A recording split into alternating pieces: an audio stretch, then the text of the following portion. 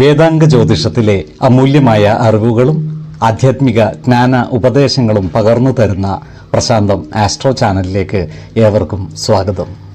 ഈ ചാനൽ ഇതുവരെയും സബ്സ്ക്രൈബ് ചെയ്യാത്തവർ ഇപ്പോൾ തന്നെ സബ്സ്ക്രൈബ് ചെയ്യുക.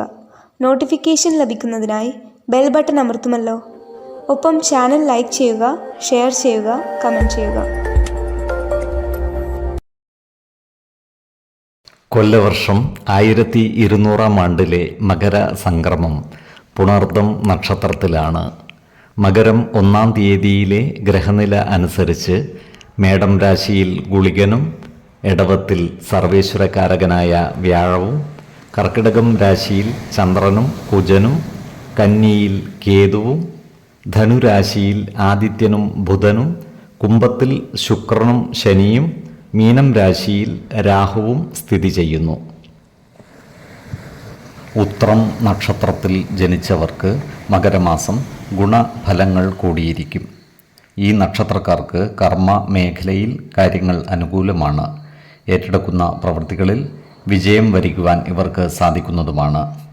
ഇവർക്ക് ജോലിയിൽ പുരോഗതി കൈവരിക്കുവാൻ സാധിക്കുന്നതുമാണ്. ശത്രുതാ മനോഭാവത്തോടെ പെരുമാറുന്നവരെ പരാജയപ്പെടുത്തുവാനും ഇവർക്ക് സാധിക്കുന്നതുമാണ്. ജീവിത പങ്കാളികളിൽ നിന്നും സന്താനങ്ങളിൽ നിന്നും മികച്ച പിന്തുണയും സഹകരണവും ഇവർക്ക് ലഭിക്കുന്നതാണ്. ഇവർക്ക് സാമ്പത്തിക നേട്ടം ഉണ്ടാകുന്നതുമാണ്. ഓഹരി വിപണികളുമായി ബന്ധപ്പെട്ട് പ്രവർത്തിക്കുന്നവർ ജാഗ്രത പാലിക്കേണ്ടതാണ്. ഓഹരി വിപണികളിൽ നിന്നും നഷ്ടം വന്നു ചേരുവാനുള്ള സാധ്യതകൾ കാണുന്നുണ്ട്. അതിനാൽ പുതിയ നിക്ഷേപങ്ങൾ നടത്തുമ്പോൾ ജാഗ്രത പാലിക്കേണ്ടതുമാണ്. ഇവർക്ക് പല കാര്യങ്ങൾക്കുമായി ദൂരയാത്രകൾ ആവശ്യമായി വരുന്നതാണ്. ഇത്തരം യാത്രകൾ ഗുണഫലം നൽകുകയും ചെയ്യുന്നതാണ്.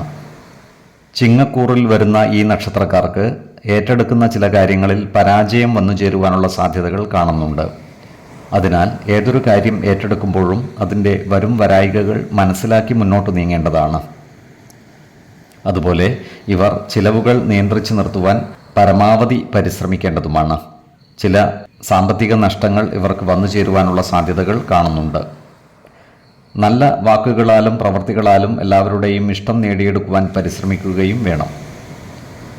കന്നിക്കൂറിൽ വരുന്ന ഈ നക്ഷത്രക്കാർക്ക് കുടുംബ സുഖവും മനസ്സുഖവും കൈവരുന്നതാണ്. ധനധാന്യ സമൃദ്ധിയോടെ ജീവിക്കുവാനുള്ള ഭാഗ്യം ഇവർക്ക് വന്നു ചേരുന്നതാണ്. പ്രവർത്തന മികവ് കാരണം ഇവർക്ക് എല്ലാ രംഗങ്ങളിലും പരിശോഭിക്കുവാനും സാധിക്കുന്നതാണ്. ആരോഗ്യകാര്യങ്ങളിലും ഈ നക്ഷത്രക്കാർ ഒരു പ്രത്യേക ശ്രദ്ധ പുലർത്തുന്നത് ഗുണകരമായിരിക്കും. 4, 8, 20 തീയതികൾ അനുകൂലമാണ്.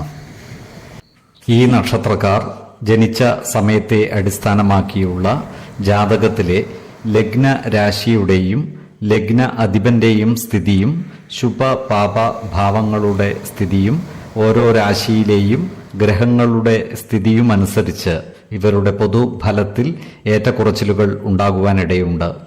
കുടുംബ ദേവതകളെയും ഇഷ്ടദേവതകളെയും ഉപാസിക്കുന്നത് ഇവർക്ക് ആയുരാരോഗ്യ സൗഖ്യമേകും. ഇഷ്ടദേവതാ മന്ത്രം 108 തവണ ദിനംതോറും ലിഖിത ജപം ചെയ്തു വരുന്നത് ഇവർക്ക് സർവ്വ ഐശ്വര്യങ്ങളുമേകും. നല്ല വ്യക്തി സാധനകളോടെയും ഉപാസനകളോടെയും മുന്നേറിയാൽ സർവേശ്വരാനുഗ്രഹത്താൽ ഇവരുടെ സർവ്വകാര്യങ്ങളും മംഗളകരമാകും. നന്ദി, നമസ്കാരം. ജ്യോതിഷരത്നം പ്രശാന്ത് കണ്ണോം.